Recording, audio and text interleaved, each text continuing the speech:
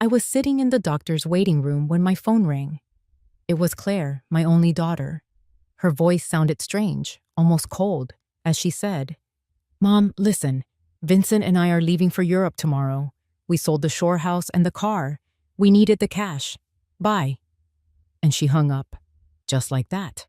45 years of raising her, of sacrificing for her, and she discards me like a piece of trash. But I took a deep breath and smiled, because there was something my dear daughter didn't know. My name is Eleanor. I'm 71 years old, and until that moment, I thought I knew my daughter. I had been widowed for just 6 months. Arthur, my husband, died of a heart attack while we were having breakfast together, just as we had every morning for 45 years. That morning, he'd served me coffee and toast, just like always. He had kissed my forehead and said, "Good morning, my love." Those were his last words. Since then, Claire had been more present in my life. Or so I thought. She would visit 3 times a week, help me with the funeral arrangements, and join me for grocery runs. She even suggested I see a doctor for a full checkup. "Mom, you need to take better care of yourself now that you're alone," she'd say with a smile I thought was born of love, but now I understand was one of convenience. The shore house had been our refuge for years. Arthur and I bought it when Claire was 15, with so much hard work and sacrifice. Every summer we went there. We built memories, celebrated birthdays, Christmases. Claire brought her boyfriends, and later Vincent, her husband. I would cook for everyone, clean, do the laundry. It was our family tradition. I never thought she'd see it as just an asset to be liquidated. And the car, that old Ford station wagon that Arthur cared for like it was his own child. He washed it every Sunday, changed the oil religiously, and always parked it on the same corner under the shade of the big oak tree. Claire knew what that car meant to me. It was the last piece of him I had left. His scent was still in the upholstery. When she hung up, I just sat there in that uncomfortable green plastic chair surrounded by other sick people. And for the first time in months, I didn't cry. Something strange happened inside me, a calm I hadn't felt since Arthur's death, because in that moment, I remembered something I had completely forgotten. 3 days before he died, Arthur had handed me a manila envelope. "Eleanor, keep this in your dresser drawer. If anything happens to me, open it after a while, but only when you feel ready." I put it away without much thought. After the funeral, with all the pain and paperwork, I simply forgot about it. But it was there, waiting for me at home. The nurse called my name. The doctor examined me, told me I was in good shape for my age, that I just needed to rest more and eat better. I nodded and smiled, but my mind was elsewhere. I was thinking about that envelope, about the coldness in Claire's voice, about how Vincent was probably behind all of this. He had never liked me, always seeing me as a burden. I left the clinic and walked slowly to the bus stop. I didn't have a car anymore, according to Claire. But as I waited, I couldn't help but smile. There was something poetic about it all. My daughter thought she had left me with nothing, but what she didn't know was that Arthur, my dear Arthur, was always a man who planned ahead. The bus arrived, and I sat by the window. I watched the city go by, the houses, the stores, the people rushing from one place to another, all with their own tragedies, their own secrets. I had mine too, and I was about to uncover them. When I got home, I went straight up to my bedroom. I opened the dresser drawer, and there it was, the manila envelope, exactly where I had left it. My hands trembled slightly as I picked it up. I could feel several documents inside. Arthur had written my name on the front in his careful script. I sat on the bed we had shared for so many years and took a deep breath. It was starting to get dark outside, and the house was filling with those familiar shadows that no longer scared me. I opened the envelope slowly, as if unwrapping a birthday present. What I found inside would change everything. It left me breathless. There were legal documents, deeds, bank certificates, and a handwritten letter from Arthur. My eyes filled with tears as I read his familiar handwriting. My dearest Eleanor, if you are reading this, it means I am no longer with you. Forgive me for not telling you everything while I was alive, but I wanted to protect you from worry. Over the years, I invested our savings in properties and businesses. We don't just own the shore house, we own 6 other properties, including the apartment building where Claire and Vincent live. We also have stocks in 3 companies worth more than you can imagine. You are a wealthy woman, my love. You always were rich in spirit, but now you are on paper too. My hands shook as I reviewed the documents. There were deeds to houses in different neighborhoods, a condo downtown, a small motel on the coast, and sure enough, the 20-story building where my daughter lived. Arthur had been the silent owner for the last 10 years, but he had put everything in the name of a holding company I knew nothing about. And according to the paperwork, I was the sole heir to that company. There were also statements from bank accounts I never knew existed, numbers that seemed unreal. Arthur had been a bus driver for 40 years, but apparently, he had also been a brilliant investor. Every dollar we saved, every sacrifice we made, he had multiplied in silence, and I never knew a thing.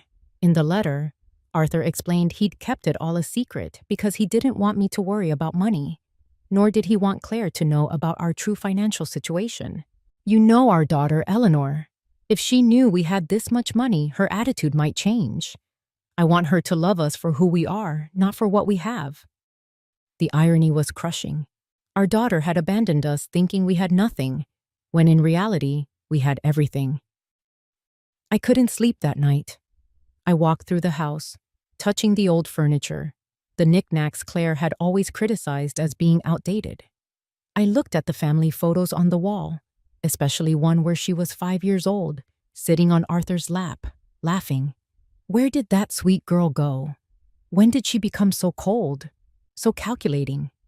The next morning, the phone rang early. It was Claire again. Her voice sounded different, softer, but I had already learned to distrust those shifts in tone. Mom, how are you? I wanted to let you know we've transferred the money from the house and the car.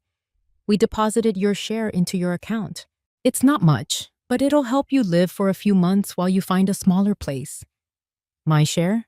I asked, keeping my voice calm. Yes, Mom.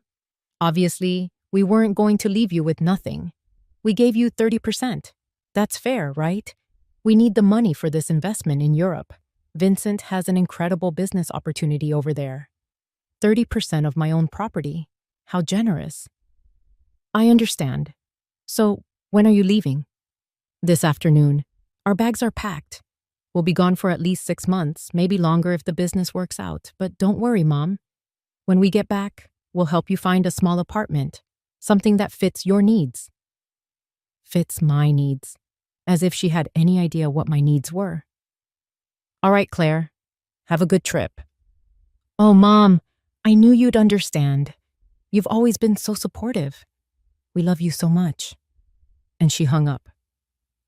I stood there, phone in hand, and for the first time in months, I laughed. I laughed like I hadn't since Arthur died. The situation was so absurd it was comical. My daughter had robbed me, kicked me out of my own home, spoken to me with unbearable condescension, all to finance a European fantasy that would probably end in disaster. But what bothered me most wasn't the money. It was the ease with which she had discarded me. 45 years of my life dedicated to her, of sacrifice, of unconditional love, and she had erased me from her life with a 2-minute phone call. That's what hurt. I checked my bank account online. Sure enough, they had deposited a sum that probably seemed generous to them, but to me, it was a joke. They had sold the shore house for far less than it was worth, likely because they needed the cash fast. And Arthur's car, they had practically given it away. That afternoon, from my window, I watched Claire and Vincent load suitcases into a cab. He was hauling 2 enormous bags. She carried a designer travel bag that looked very expensive. I saw them laugh, kiss, make plans. They looked like 2 teenagers excited for an adventure. They never looked up at my window. They never said goodbye. When the cab drove away, I sat in the kitchen with a cup of tea and Arthur's documents spread across the table. I had decisions to make. I could call a lawyer, reclaim my properties, and take back everything they had stolen. But something told me there was a better way to handle this, a more educational way. I called Gregory, the lawyer who had handled Arthur's affairs. He had been at the funeral. He'd offered his condolences and told me not to hesitate to call if I needed anything. Well, now I needed him. "Eleanor, how wonderful to hear from you. How are you holding up?" "I'm well, Gregory. I need to see you urgently. I found some of Arthur's papers that I don't quite understand." "Of course. Can you come by my office tomorrow morning?" "I'll be there." That night, for the first time in months, I slept soundly. I dreamed of Arthur. He was sitting in his favorite armchair, reading the newspaper as he did every morning. And when he saw me, he smiled and said, "It's about time, my love. It's about time you stood up for yourself." I woke with a strange feeling. It wasn't exactly happiness, but it wasn't the grief that had blanketed me for months either. It was something like determination. For the first time since Arthur's death, I had a clear purpose. I was going to get back what was mine, but not in the way Claire expected.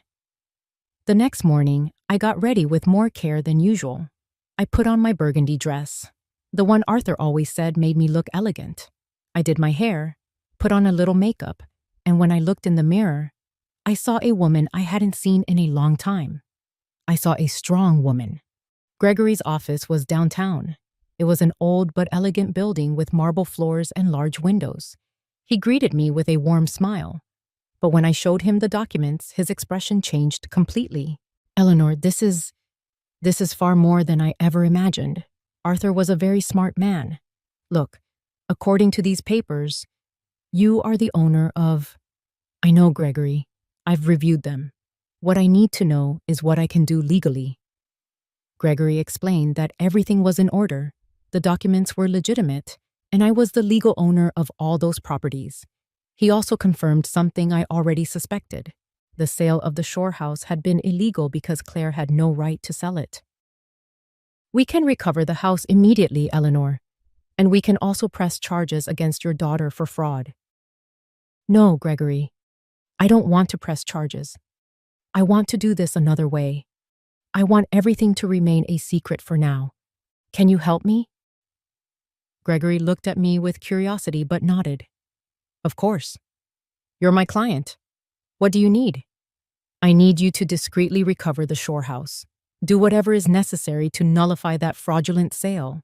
And I need you to help me take real control of all my properties, especially the building where my daughter lives." "I understand. It will be a process that takes a few weeks, but it's completely feasible." "Perfect. And Gregory, I need no one to know I'm behind this, at least for now." When I left Gregory's office, I felt as if I had woken from a very long dream. I walked through the downtown streets, watching the people, the buildings, the life that continued on its normal course. But for me, everything had changed. I had a plan. The following weeks were the strangest of my life. Officially, I was a poor widow abandoned by her daughter, but secretly, I was a wealthy woman quietly orchestrating the recovery of her estate. Gregory worked efficiently, calling me every few days with updates on the legal progress. I decided to stay in my house for the time being. It was mine, after all, though Claire probably expected me to move into a cheap boarding room.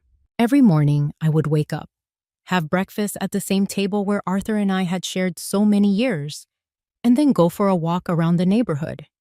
The neighbors greeted me with that mix of pity and curiosity reserved for the recently widowed. Carol, my lifelong neighbor, approached me one afternoon as I was watering the front plants. "Eleanor, dear, is it true that Claire went to Europe and left you all alone?" "Yes, Carol. She went with Vincent. They have business plans over there." "And how are you going to manage, honey? We all know Arthur didn't leave much behind." "If only you knew," I thought. "Don't you worry about me, Carol. I'll be just fine. Do you need anything? I can bring you some food, help with your shopping. You're very kind, but I'm okay, really. Carol gave me a look I knew well. It was the same look I'd received after the funeral, pity mixed with a little relief that it wasn't her tragedy. Well, you know where to find me if you need anything. These conversations happened constantly. The butcher, the baker, the lady at the corner store, they all spoke to me in that soft tone used for the unfortunate. And I would nod, smile, and thank them for their concern. But inside, a part of me was enjoying this performance. It was like living a double life. Gregory called me on a Wednesday morning. Eleanor, I have good news. I managed to nullify the sale of the shore house. The buyers were unaware the sale was fraudulent, so they got their money back without any trouble.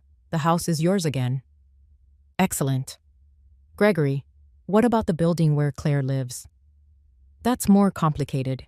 Technically, you've always been the owner through the holding company, but we need to make some administrative changes for you to have direct control. It should take another 2 weeks. Perfect. Keep me informed. After I hung up, I sat in the kitchen with my coffee and thought about Claire. She had been in Europe for 3 weeks, and I hadn't heard a word from her. Not a call, not a text, not even a postcard. To her, I had ceased to exist the moment she got the money she needed. But I knew that was about to change. I decided to visit the shore house. I took the bus to the coast, the same road Arthur and I had taken hundreds of times. The house was exactly as I remembered it, small, painted cream, with a deck overlooking the ocean. The recent occupants had placed a few potted plants, but other than that, everything was the same. I sat on the curb across the street and just looked at it for an hour. I remembered the summer afternoons when Claire was little, running on the beach, building sandcastles, Arthur grilling fish while I made salads in the kitchen, Claire bringing friends, then boyfriends, then Vincent. All those happy moments she had reduced to a simple business transaction. An older man came out of the house and saw me sitting there. He approached me curiously. "Are you all right, ma'am?" "Yes, thank you. I was just reminiscing. I knew the former owners." "Oh, yes. We knew them very well." "What a shame what happened. They told us the elderly woman was very sick and needed to sell quickly. We thought it was a steal, but now it turns out the sale wasn't legal. We had to give the house back." "Did you meet them in person?" "No, we did everything through intermediaries. But they told us the daughter was handling everything because the mother couldn't. Such a sad situation." If only you knew how sad it really was, I thought. "Well, I'm glad you didn't lose your money." "Yes, luckily it all worked out. Though now we have to find another house. We really like this one." I left there with a heavy heart. It wasn't just the money that hurt. It was the ease with which Claire had lied about me, invented a story about my illness, and used my supposed vulnerability to justify her actions. To her, I wasn't a person with feelings, but an obstacle to be removed. That night, I called Gregory again. "Gregory, I need your help with something else. I want to get Arthur's car back too." "That will be more difficult, Eleanor. The car was in your name, but your daughter had a power of attorney that allowed her to sell it." "How is that possible?" "Apparently you signed it a few months ago, after your husband's death. You don't remember?" There it was. The moment Claire had started planning all of this. I vaguely remembered signing some papers she had brought me, telling me they were to facilitate the funeral and estate paperwork. I was so lost in grief that I signed without reading. How naive I had been. "I see. Gregory, is there any way to get it back?" "We can try, but it will be more complicated. We would need to prove you signed that power of attorney under deceit or duress." "Let's do it. I want everything they took from me back."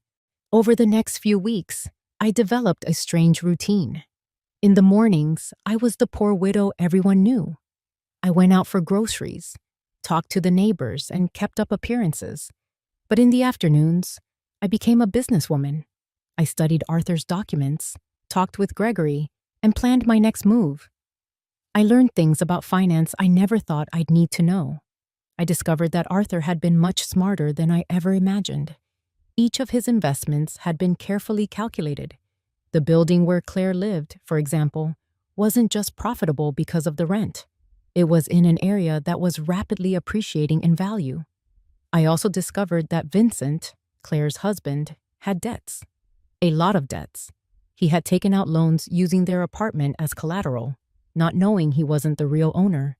When the banks found out, he was going to be in serious trouble.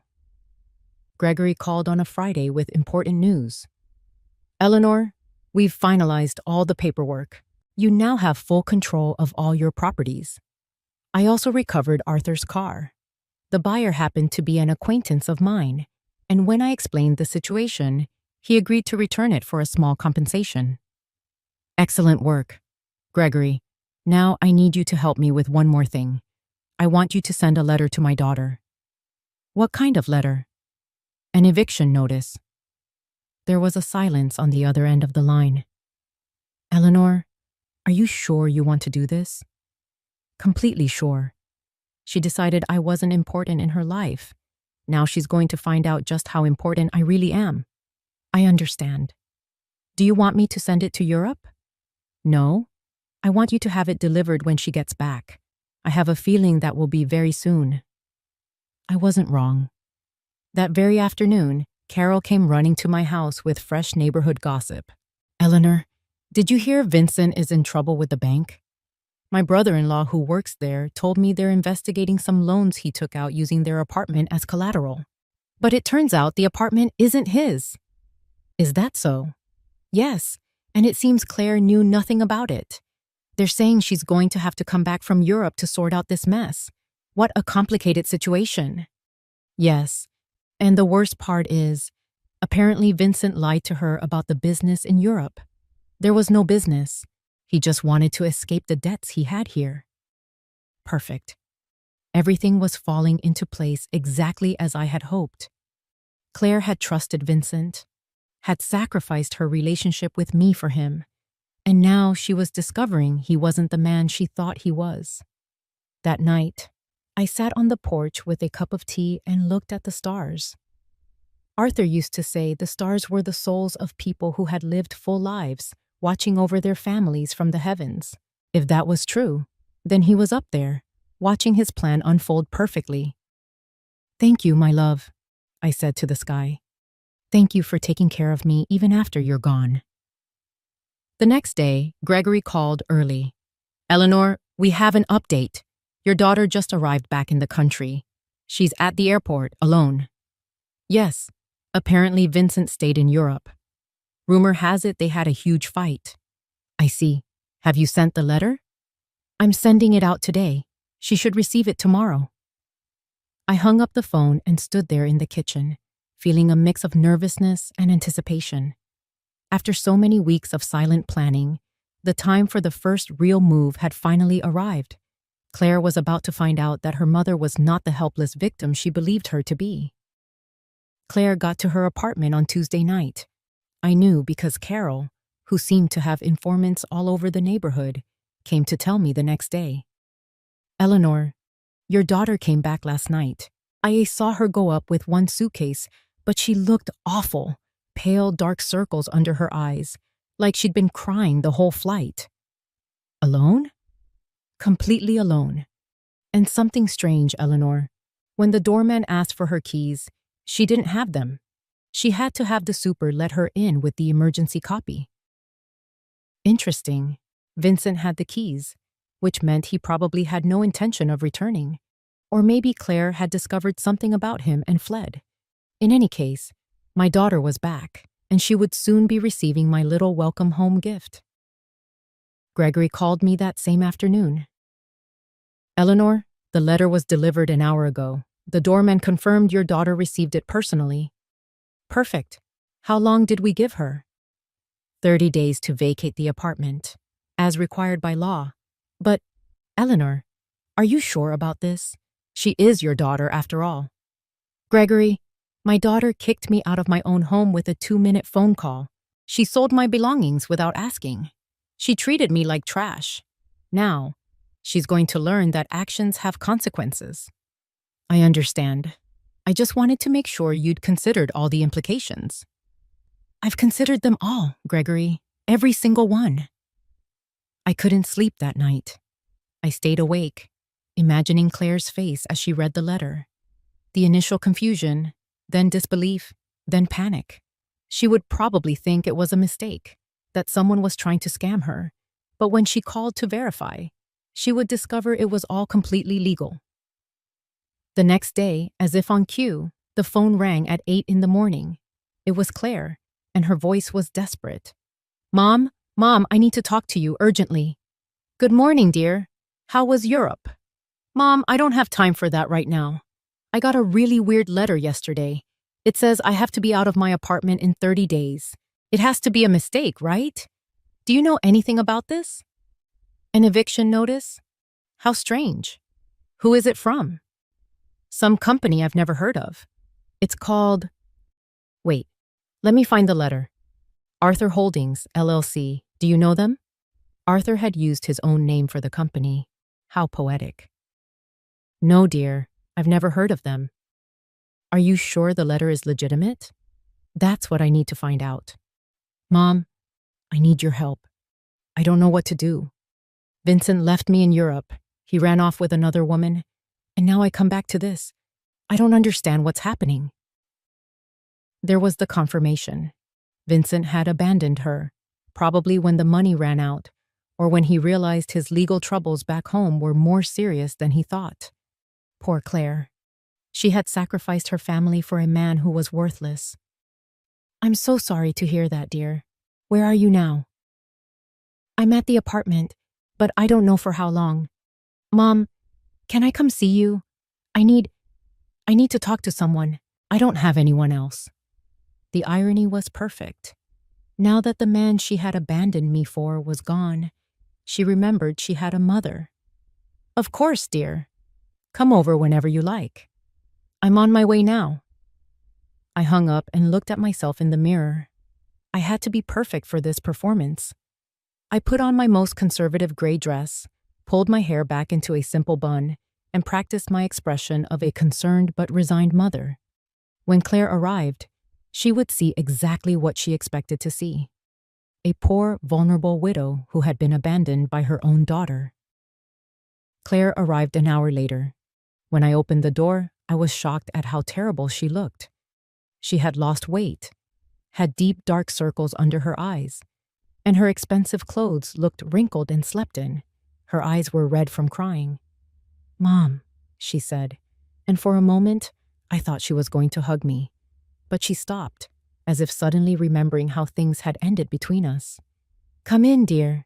Do you want some coffee? Yes, please. We sat in the kitchen, at the same table where I had read Arthur's documents weeks before. Claire looked small in that chair, lost, like when she was a little girl and would come to me with her school problems. Mom, I am so sorry for how I left. I know I didn't treat you well. It's in the past, dear. No, it's not. I treated you horribly. I said terrible things. Her voice broke.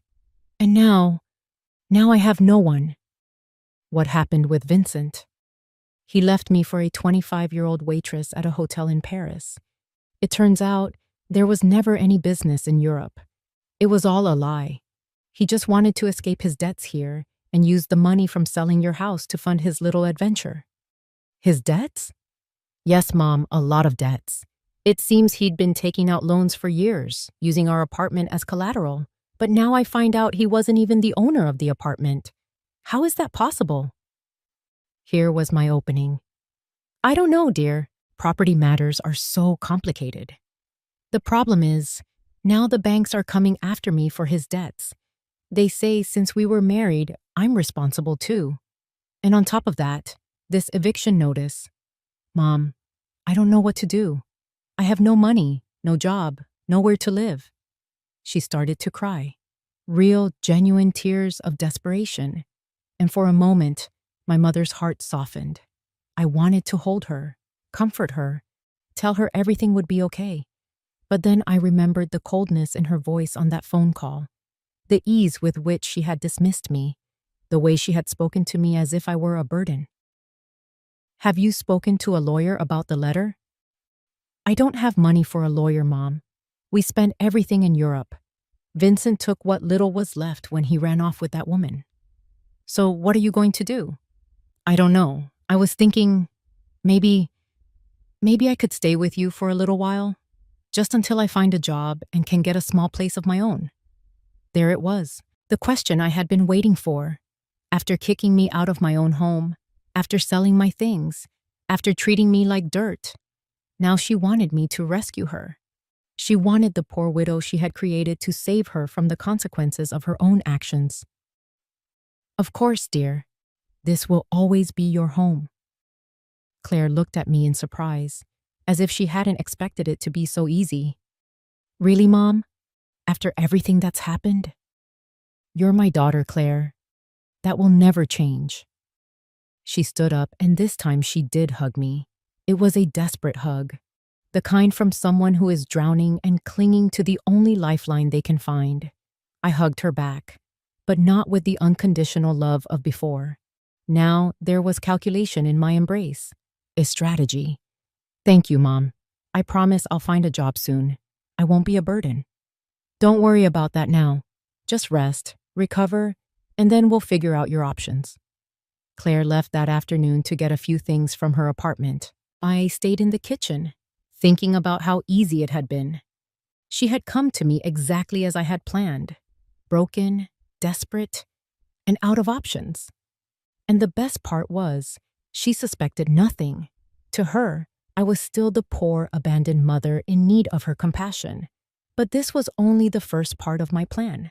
Having her live with me would give me the perfect opportunity for the next phase. I was going to let her settle in, let her feel safe, let her believe she had found refuge in my home. And then, when she least expected it, I was going to teach her the difference between being poor by choice and being poor by consequence. That night, I called Gregory. "Gregory, I need you to do something else for me." "Name it, Eleanor." "I want you to investigate Vincent's debts. I want to know exactly how much he owes, to whom, and what legal options I have to separate them from my daughter." "That will take some time, but it's feasible." "Perfect. And Gregory, I want you to keep this in absolute secrecy. No one can know I'm behind this investigation." "Of course, Eleanor. May I ask what your ultimate plan is?" "My plan, Gregory, is very simple. I'm going to save my daughter, but first, she has to understand what it truly means to hit rock bottom." When I hung up, I poured myself a glass of the wine Arthur kept for special occasions. It had been a long time since I'd had an occasion as special as this. The game had begun, and for the first time in months, I was holding all the cards. Claire moved into my house the next day. She arrived with 2 suitcases and a cardboard box, all that was left of her former life. I watched her unpack in her old bedroom, the same one she'd slept in as a teenager, and I could see the humiliation in her every move. She had gone from living in a luxury apartment to taking refuge in her childhood room. "Mom, I found this in the apartment," she said, showing me a manila envelope. "It was among Vincent's things. It has your name on it." It was another envelope from Arthur. My heart sped up, but I kept my composure. "My name? How odd." "Yeah, look." She showed it to me. Sure enough, it had my name written in Arthur's hand. But this envelope was different from the one I'd found in my dresser. This one was smaller, newer. "Maybe Vincent found it among Dad's things when he died and forgot to give it to me," Claire said. "It's possible. May I see it?" I opened the envelope in front of her. Inside was a short note and a small key. The note read, "Eleanor, if you are reading this after I have given you the main envelope, it means our daughter is going through a difficult time. This key opens a safe deposit box at the downtown bank branch. The number is 247. There is something in there that can help you help her, but use it wisely. With eternal love, Arthur." Claire read the note over my shoulder. "A safe deposit box? Dad had a safe deposit box?" "I had no idea," I lied. "Your father never told me about this." Do you think we should go see what's in it? I don't know, dear. Maybe it's best to leave things as they are. But Mom, maybe there's something important in there. Documents or, I don't know, maybe something of value that could help us. The desperation in her voice was palpable. Claire was clinging to any possibility of finding a way out of her situation, and I was going to let her cling a little longer before showing her the full reality. All right, I said after a calculated pause. We can go tomorrow. That evening, Claire and I had dinner together for the first time in months. She had cooked, trying to be helpful, but the food tasted of guilt and despair. She told me more details about what had happened in Europe, and each story was worse than the last. Vincent lied to me about everything, Mom. Not just the business, but the debts, too. I thought he only owed a little bit of money, but it turns out he owes over $100,000. And the worst part is, he used my name for some of the loans without me knowing. How is that possible? He forged my signature. When I married him, I gave him some documents to handle the bank paperwork for our joint account. I never thought he'd use them for this. Do you have any way to prove you didn't know? I don't know. It's all so complicated. The banks say that since we were married, I'm responsible for all his debts anyway. And the divorce? I don't even know where Vincent is now. He's completely disappeared. His phone is disconnected. He doesn't answer emails, nothing. It's like he vanished into thin air. Perfect. Vincent had fled like the rat he always was, leaving Claire to face the consequences of his actions alone. In a way, he had done me a favor. Now my daughter was experiencing exactly what I had felt when she abandoned me. The betrayal of someone she had trusted completely. I'm so sorry, dear. I didn't know things were this bad. I didn't either, Mom. I thought Vincent loved me, that we were going to build something together. But it turns out, I was just an easy way for him to get money and documents. Claire started to cry again. How could I have been so stupid? How did I not see what he really was? It was tempting to tell her I had seen the signs from the beginning, that I had tried to warn her, that Vincent had never seemed trustworthy to me, but that would have broken my facade of the understanding, vulnerable mother. Love makes us blind sometimes, dear. Don't blame yourself. But Mom, I didn't just ruin my life. I ruined yours too. I treated you horribly. I took your house, your car, your things, and all to give it to a man who abandoned me at the first opportunity. That's in the past, Claire. No, it's not. Now we're both in trouble because of me. You lost everything Dad left you, and I lost my marriage and my future. We're two poor women just trying to survive. If only she knew, I thought. If only she knew that right now I have more money than she could possibly imagine, that I own the building she lived in, that I could solve all her problems with a single phone call. But it wasn't time yet. The next day, we went to the bank. Claire was nervous, hopeful. I maintained my act of the confused widow who didn't understand much about finances. The bank employee led us to the safe deposit boxes, verified my ID, and opened box number 247. Inside were jewels, a lot of jewels, rings, necklaces, bracelets, earrings. I recognized some pieces as heirlooms from Arthur's family. Others were completely new to me. There was also a letter explaining the origin of each piece and its approximate value. Claire gasped. Mom, this must be worth a fortune. You think so? Yes, look at this emerald and this pearl necklace. Mom, Dad kept a treasure in here. According to Arthur's letter, the jewelry was worth approximately $200,000. It was a significant amount, but it was nothing compared to the rest of my estate. It was like finding loose change under the sofa cushions when you have $1 million in the bank. What do we do with this, Mom? I don't know, dear. They're just family heirlooms. But Mom, we could sell some of the pieces. With this money, you could get your shore house back, and I could pay off some of Vincent's debts. There it was again. Even when she found something valuable, Claire's first thought was how to use it to solve the problems Vincent had created. She hadn't learned a thing yet. Are you sure you want to use your father's inheritance to pay Vincent's debts? What other choice do I have, Mom? If I don't pay something, the banks are going to foreclose on everything I have. And technically, I don't have anything. Everything was in Vincent's name. Think about it carefully, dear. Once you sell these jewels, you won't be able to get them back. I know, but what else can I do? I can't get a job with all these pending legal claims. No employer is going to want to hire someone with so many legal problems. We took the jewelry home. Claire spread it out on the kitchen table and examined each piece, calculating which ones she could sell and which she could keep. It was painful to watch her reduce her father's memories to numbers on a piece of paper. Mom, I think with this we can solve the most urgent problems. Not all of them, but at least the most serious ones. And then what? Then I'll look for a job. I'll try to rebuild my life. Maybe I can find a small room to rent, something cheap. You don't have to leave, dear. You can stay here as long as you need. No, Mom. I've already taken advantage of your kindness too much. Besides, you need money too. You can't support me indefinitely.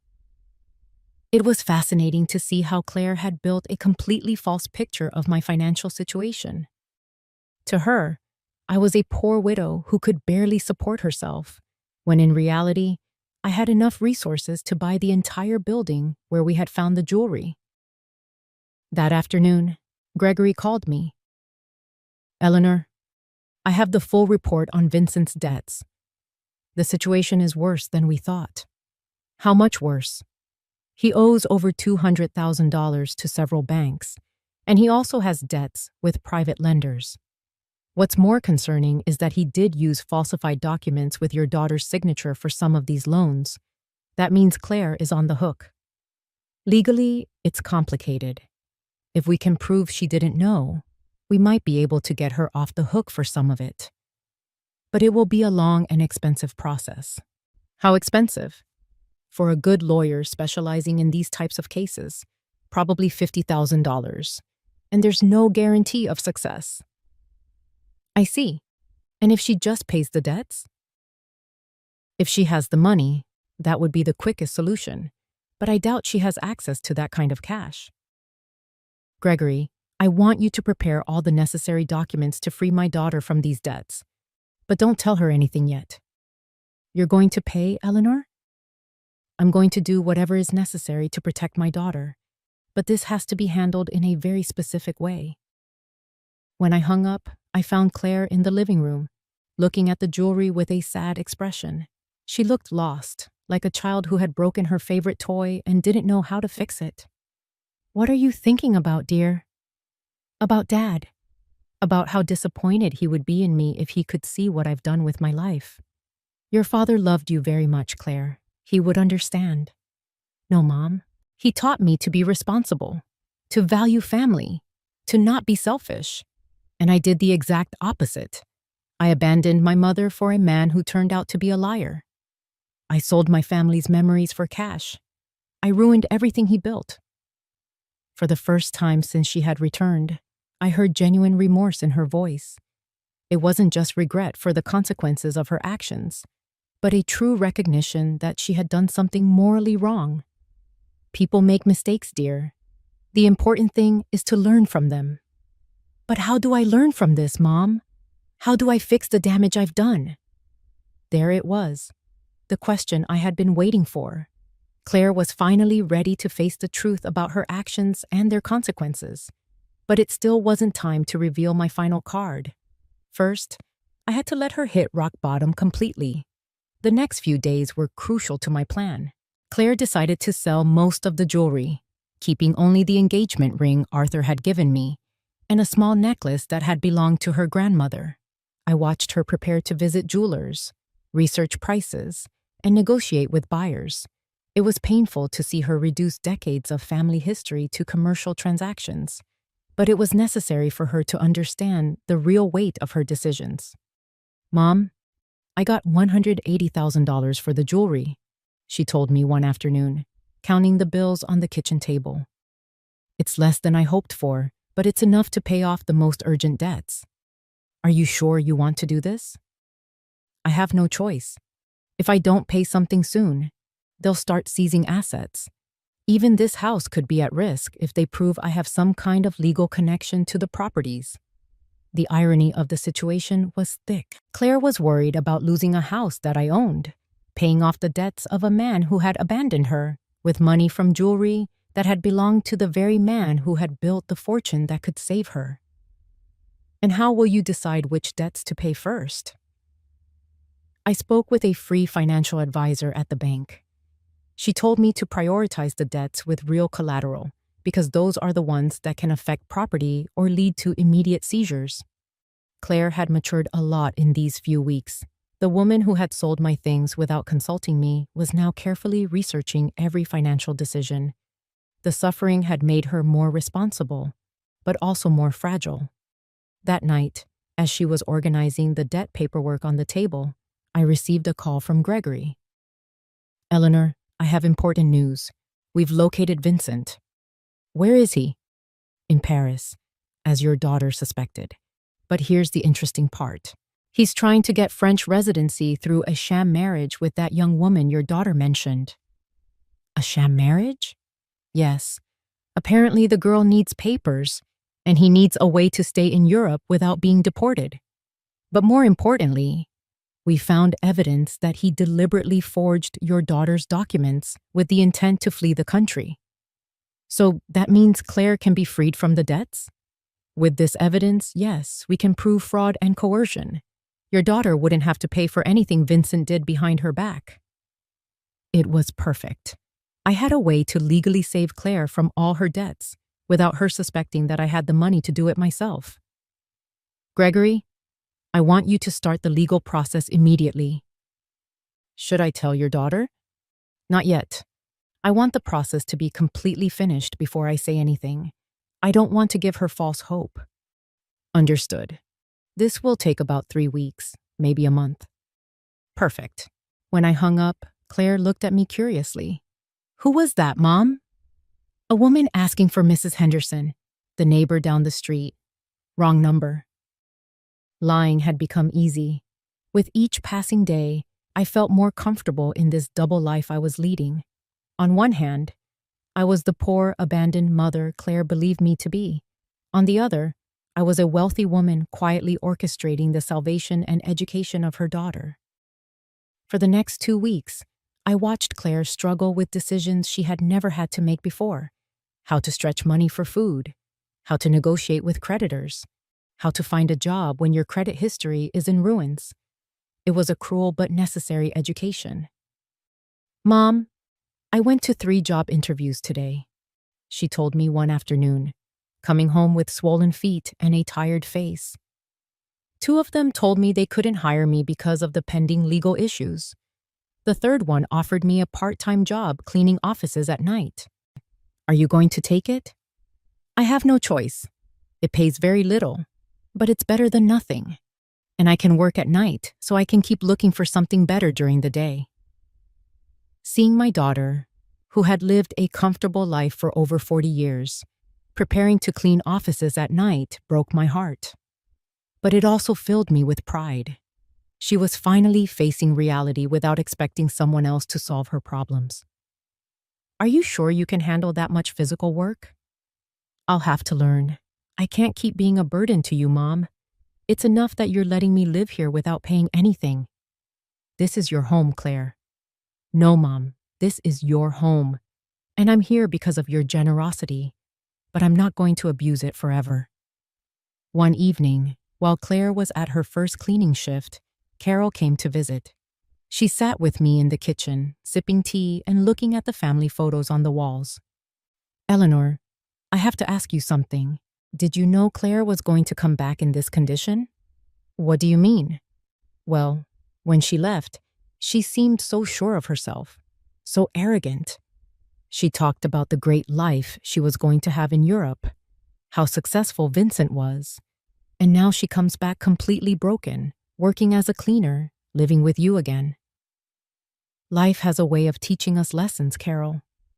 "Yes, but there's something more. I've been watching Claire these past few days, and she seems different. Not just sad, but humble. as if she's learned something important. Carol had always been very perceptive. What do you think she's learned? I think she's learned the value of the things she took for granted, like having a mother who loves her unconditionally. Perhaps. Eleanor, can I tell you something? When Claire left and treated you so badly, many of us thought you would never forgive her. But here you are, taking care of her again, giving her a home when she has nowhere else to go. She's my daughter, Carol. Yes, but not all mothers would do what you're doing, especially after being treated the way you were. If Carol only knew the whole truth, that I had the power to solve all of Claire's problems, but was choosing to let her suffer a bit longer so she could learn the complete lesson. Do you think I'm doing the right thing? I think you're doing what a good mother would do, but I also think Claire needs to fully understand what she lost when she abandoned you. What do you mean? I think she needs to value you not just as the mother who rescues her when she's in trouble, but as the strong woman who built a stable life for 45 years. She needs to respect you, not just need you. Carol had hit the nail on the head. That was the exact point of my entire plan. I didn't want Claire to come back to me out of desperation. I wanted her to come back out of genuine respect and mature love.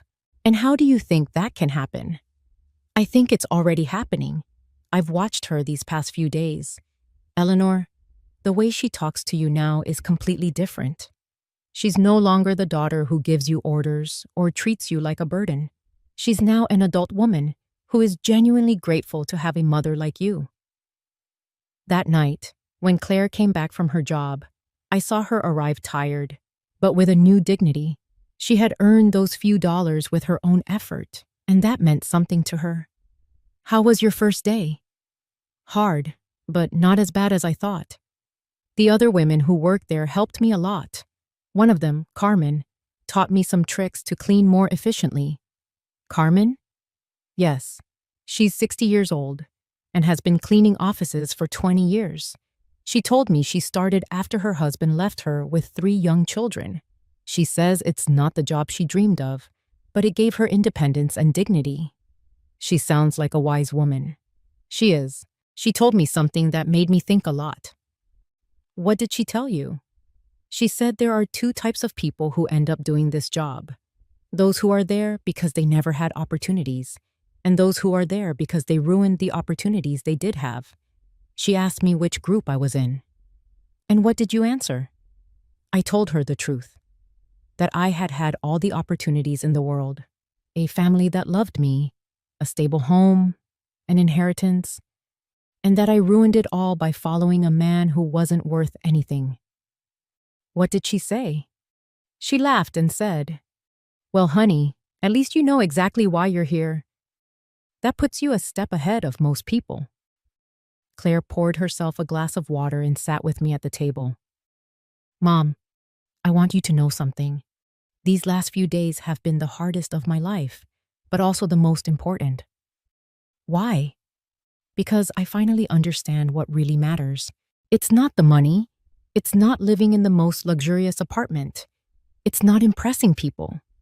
It's having people who genuinely love you, who are there when everything falls apart. Claire? No, let me finish. You have every right to hate me for what I did to you. I abandoned you when you needed me most. I took everything Dad left you. I treated you like you were a burden. And now here I am again, hoping you'll forgive me and take care of me. I've already forgiven you, dear. But I haven't forgiven myself, and I won't until I prove that I've really changed, that I've learned from my mistakes. Gregory called the next morning. Eleanor, I have excellent news. The legal process is almost complete. We can free your daughter from all of Vincent's debts. It was time. After weeks of watching Claire struggle, work, and reflect on her mistakes, the moment had finally come to show her that she had never been alone, that someone had always been quietly looking out for her. Gregory, I want you to arrange a meeting. It's time for my daughter to learn the whole truth. Gregory scheduled the meeting for Friday morning at his office. I told Claire I had managed to get an appointment with a lawyer who might be able to help with her legal troubles, but I didn't give her the details. She agreed to come. though she was nervous about the cost. Mom, I don't have money to pay a lawyer. I can barely cover my basic expenses. Don't worry about that now, dear. Let's just hear what he has to say. We arrived at Gregory's office on time. Claire had dressed in her best clothes, which now looked a bit big on her thinner frame. She was nervous, fidgeting with her hands, expecting yet another piece of bad news to add to her endless list of problems. Gregory greeted us with his usual professional smile. Eleanor, Claire, thank you for coming in. Thank you for seeing us, Claire replied. Although I should warn you, my financial situation is very complicated, and I probably can't afford high fees. That's precisely what we're going to talk about, Gregory said, exchanging a look with me. But first, I need you to review these documents. Gregory handed Claire a thick folder. She opened it and began to read, her expression gradually changing from confusion to surprise. I don't understand. These documents say that Vincent forged my signature, that there's evidence of fraud, that I'm not responsible for the debts. That's right. We've been investigating your case for the last few weeks. We found enough evidence to prove you were a victim of identity theft. But how is that possible? Who paid for this investigation? I don't have the money for this. Gregory looked at me. It was my moment. Claire, there's something I need to tell you. What is it, Mom? I took a deep breath. After weeks of acting, I was finally going to reveal the truth. Your father left me more than you knew. Much more. What do you mean? Gregory, show her the other documents. Gregory took out a second folder and handed it to Claire. This time, the documents were the property deeds, the bank statements, the investment certificates, the entire estate Arthur had built in secret. Claire read in silence for several minutes. Her face went through a full range of emotions: confusion, disbelief, shock, and finally, understanding. Mom, this says you own the building where I used to live. Yes. And that you have other properties, bank accounts, investments? Yes. This means that when I sold the shore house, it wasn't my house to sell, and the sale was fraudulent. I've already recovered it. Claire stared at the papers, trying to process the information. How long have you known this? Since the day you called me from the doctor's office.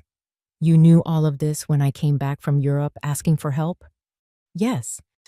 You knew you could solve all my problems when you saw me crying every night? Yes. There was a long, tense silence. Claire closed the folders and looked me directly in the eyes. Why, Mom, why did you let me suffer if you could have helped me? This was the question I had been waiting weeks to answer. Because you needed to learn something you couldn't learn any other way. What was that? You needed to learn the value of the things you had lost, the value of family, of respect, of responsibility.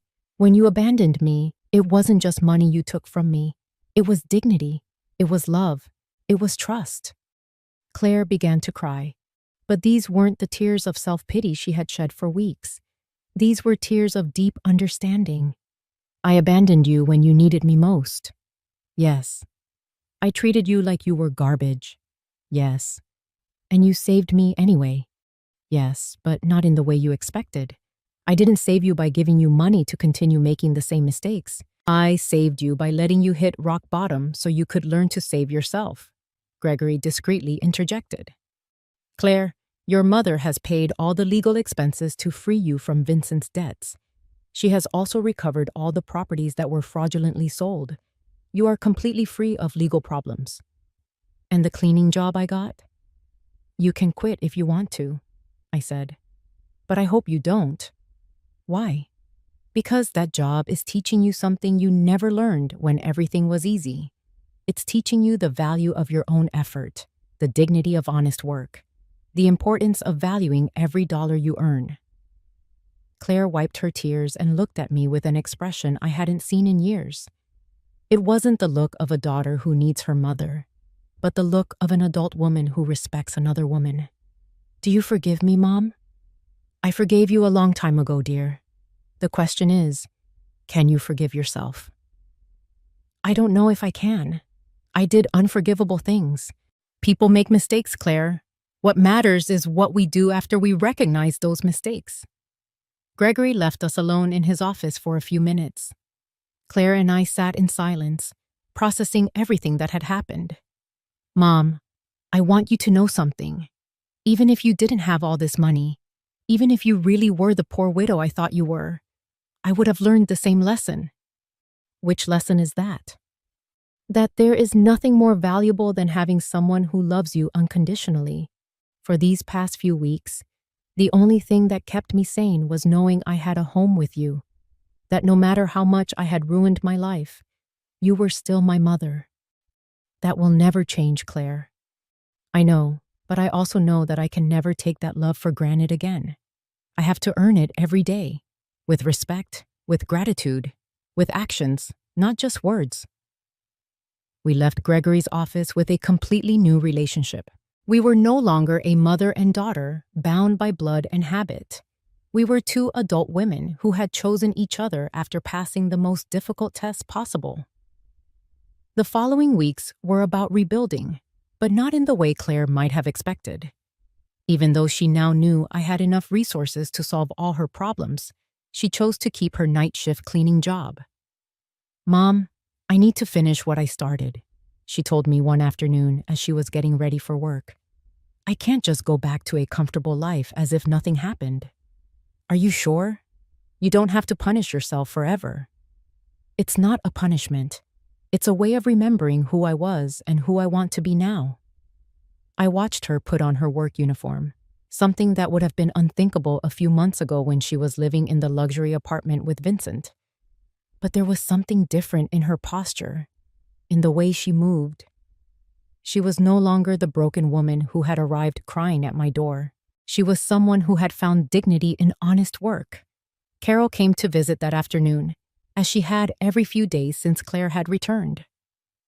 Eleanor, there are some very strange rumors going around the neighborhood. What kind of rumors? People are saying that you're not as poor as everyone thought. Someone saw Claire leaving a very fancy law firm downtown, and then they saw her paying off all her debts at the bank. People talk, Carol. Yes, but they're also saying you got your shore house back, and that you somehow managed to solve all of Claire's legal problems. That costs a lot of money, Eleanor. Carol knew me too well for me to deceive her for long. What exactly do you want to know? I want to know if my friend of 40 years has been lying to me about her situation. I poured myself a cup of tea and sat across from her. It was time to be honest with someone else. Arthur left me more than anyone knew, Carol. Much more. How much more? Enough that Claire and I will never have to worry about money again. Carol was silent for a moment, processing this information. And why did you pretend to be poor all these months? Because I needed Claire to learn something she couldn't learn any other way. I told her the whole story, Claire's cruel phone call, my plan of silent revenge, the weeks of watching her hit rock bottom, and finally, the revelation in Gregory's office. Eleanor, that is both brilliant and terrible at the same time. Terrible. Yes, because you let your own daughter suffer when you could have helped her immediately, but also brilliant, because I understand why you did it. You really understand? Yes. Claire needed to learn the value of the things she had lost. If you had simply given her money to solve her problems, she would have learned that there's always someone who will bail her out of the consequences of her bad decisions. Exactly. But Eleanor, didn't it hurt you to see her suffer? Every day, every night I heard her cry. Every morning I saw her get up to go to work tired and defeated. But I knew that if I rescued her too soon, she wouldn't have learned the complete lesson. And you think she's learned it? See for yourself. Claire knows she now has access to enough money to live comfortably, but she chose to keep her job. She knows she can move into a better place, but she decided to stay here with me. She knows she doesn't have to worry about debts, but she's using her own savings to help other women in similar situations. She's helping other women? Yes. She's become friends with the women she works with, and is using some of the money she earned cleaning offices to help a coworker who's having trouble paying for her son's daycare. Carol smiled. That's not the Claire who left for Europe. No, it's not. This Claire understands that money is a tool, not a goal. She understands that dignity comes from work and respect, not from material possessions. That night, when Claire came home from work, she found me reading in the living room. Mom, I have to tell you something. What happened? Today, Carmen asked me if I was the daughter of the rich lady from the North End. What did you tell her?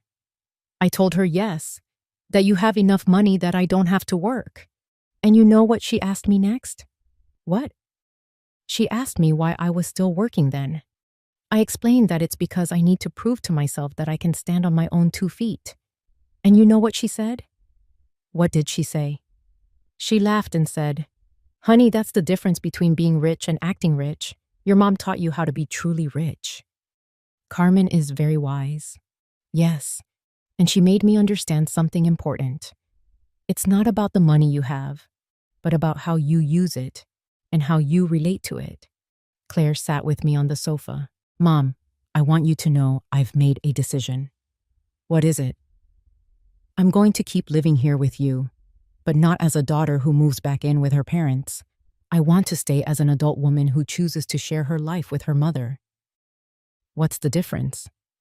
The difference is that I'm going to pay my share of the expenses. I'm going to contribute to the upkeep of the house, and I'm going to treat this relationship as a partnership between 2 independent women who love and respect each other. Claire, you don't need to. Yes, I do, Mom. I need our relationship to be different from what it was before. Before, I was a daughter who took her mother's love and care for granted. Now, I want to be an adult woman who values and nurtures the most important relationship in her life. And your job? I'm going to keep working, but not necessarily cleaning offices forever. I want to go to school. I want to prepare myself to do something more meaningful with my life. But I want to do it step by step, earning every opportunity. Do you have any idea what you want to study? Yes, I want to study social work. These past few weeks have taught me how many people are going through difficult situations without anyone to support them. I want to use the resources we have to help other women who are going through what I went through. It was perfect. Claire hadn't just learned to value what she had found a way to use her experience for something constructive. And what about Vincent? Gregory told me he was arrested in France for the fraudulent marriage. He's going to be deported soon. But honestly, Mom, I don't care anymore. That part of my life is over. You don't feel any resentment? No. Vincent did me a favor without knowing it. If he hadn't abandoned and betrayed me, I never would have hit rock bottom. And if I had never hit rock bottom, I never would have learned to truly value what I have. That night, for the first time in months, I went to bed completely at peace. My plan had worked perfectly. Claire had not only learned the lessons she needed to learn, but she had emerged from the experience a stronger, wiser, and more compassionate person. Arthur would have been proud. 6 months later, our life had found a new balance that neither of us could have imagined before. Claire was excelling in her social work studies, and I decided to use some of my resources to establish a foundation to help women in situations of domestic violence and economic abandonment. Mom, the letter from the university came, Claire said one morning, walking into the kitchen with an envelope in her hands. They accepted me into the master's program. That's wonderful. When do you start? Next semester. But Mom, I want you to know I'm going to pay for it with my own savings. I've been putting money aside from my job at the government office where I work now. Claire had gotten a job in social services after getting her certificate, helping families in crisis. The salary wasn't high, but she had learned to live on the essentials and to value every dollar she earned. Are you sure? We can easily afford the master's program. I know, but I need to do this myself. It's part of who I am now. Carol came over for tea that afternoon, as she had every Friday for the past few months. She had become a confidant to both of us, watching our transformation with fascination. Eleanor, I have to confess something, she said as she poured a second cup. At first, I thought you were very cruel to Claire. And what do you think now? Now, I think you were the wisest mother I've ever known. Look at your daughter. Really look at her. It was true. The Claire who was in the living room studying for her exams was completely different from the one who had left for Europe months ago. This Claire had a serenity that came from within, a confidence that was based on her own achievements, not on material possessions. Did you know I saw Claire at the market yesterday buying groceries for a family she's helping through her work? She hadn't told me. And when I asked her why she was using her own money instead of the government budget, she told me that some things can't be measured in official budgets. That night, Claire and I had dinner on the deck, something that had become a tradition. It was our time to talk about the day, plan for the future, and simply enjoy each other's company. Mom, I got a very strange letter today, she said as she cut her salad. From whom? From Vincent. My muscles tensed. Vincent wrote to you? From where? From a prison in France. Apparently he was sentenced to 2 years for marriage fraud. In the letter, he says he regrets everything he did, that he wants to ask for my forgiveness. And how do you feel about that? Honestly, I feel nothing. Not anger, not sadness, not a desire for revenge. It's as if that part of my life happened decades ago, not months. Are you going to write back? No, not because I hate him, but because there's nothing to say. The Claire who married him doesn't exist anymore. This Claire has nothing to say to him. I was impressed by the maturity in her voice. The woman sitting across from me had developed an inner strength that came from having hit rock bottom and picking herself back up. You know what this whole experience taught me, Mom? What's that? That true love isn't the kind that tells you what you want to hear. True love is the kind that teaches you what you need to learn, even when it hurts. That's a hard lesson to learn. Yes, but a necessary one. Vincent told me what I wanted to hear. He made me feel special. He convinced me I deserved a life of luxury without effort. You taught me that true wealth comes from hard work, respect, and genuine relationships. That night, after Claire went to her room to study, I sat alone on the deck, looking at the stars and thinking of Arthur. I had promised him I would take care of our daughter, and I finally felt I had fulfilled that promise in the right way. I hadn't taken care of her by giving her money when she needed it. I had taken care of her by teaching her how to take care of herself. I hadn't saved her by solving her problems. I had saved her by allowing her to learn to solve them on her own. The next day was Sunday, and we had planned to visit the shore house together for the first time since I had recovered it. Claire hadn't wanted to go before, saying she needed time to process everything that had happened. Are you ready? I asked as we got into the car. I think so. The drive was quiet but comfortable. When we arrived, Claire stayed in the car for a moment, looking at the house where we had spent so many family summers. It looks exactly the same, she finally said. Some things don't change, but others do. I'm not the same person who sold this house. We went inside together. The house was clean and tidy, exactly as Arthur and I had kept it for years. Claire walked through each room, touching the furniture, looking at the family photos hanging on the walls. Mom, I want to apologize. You've already apologized, dear.